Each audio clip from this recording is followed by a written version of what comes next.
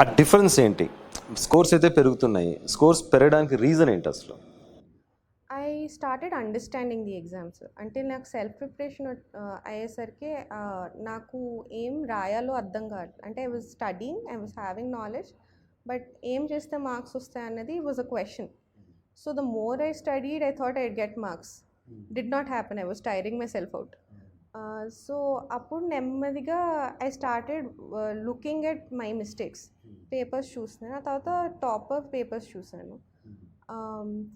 I think I was really dejected after my second attempt because నాకు తెలుసు exam ముందు I won't clear it అని చెప్పి.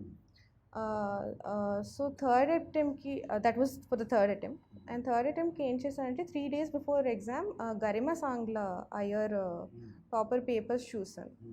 And I was analysing the way she was writing the answers. I realise the fundamental mistake I was making. వాళ్ళు అడుగుతున్న 3-4 క్వశ్చన్స్కి నేను కలిపి అర్థం చేసుకొని దానికి ఆన్సర్ రాస్తున్నాను.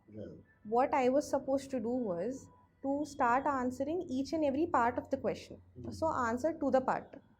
So అది చేసేసరికి ఐ థింక్ నా సెకండ్ అండ్ థర్డ్ అటెంప్ట్కి జిఎస్లో అరౌండ్ 90 మార్క్స్ ఇంప్రూవ్ అయ్యాయి. So that's when I understood.